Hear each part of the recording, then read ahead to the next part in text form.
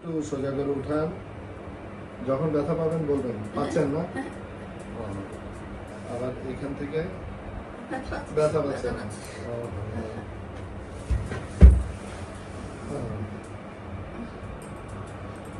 তো বেশ খারাপ অবস্থা। আপনার ব্যথা তো টন টন করে এই পর্যন্ত চলে আসে। আগে কি কি চিকিৎসা নিলেন? আমার যাবতীয় সমস্যা এটা আমার 5-6 বছর আগে একবার হয়েছিল।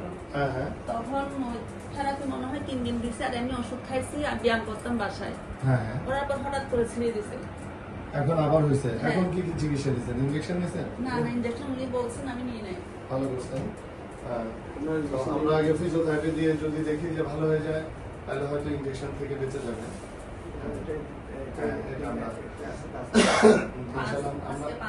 আমরা চেষ্টা করি, আমরা দেখি। তো দেখি, দেখেন তো কতটুকু কি হয়েছে, ব্যথা আছে, কমে গেছে। হ্যাঁ, উঠান আর উঠান। দেখছেন, ম্যানুয়াল কারেকশন থেরাপি, এটা ম্যাজিক। যে ব্যথাটা যে করার সময় একটু ব্যথা পাইতো, এখন নাই আল্লাহর রহমতে। নিজে নিজে করে দেখেন, এখন নেন, করে দেখেন। উঠান, আপনার তো বলেছিলেন উঠান, উঠান, প্রথম দিকে এসে বুঝতেছি। উঠান। বাস, ফ্রি না? 80% ফ্রি মনে হচ্ছে। দেখেন, হাত তুলে দেখেন। আরো উঠান, আরো উঠবে, আরো উঠবে। হ্যাঁ হ্যাঁ, একটু লাগবে। হ্যাঁ, আরো কয়েকটা সেটিং দিব।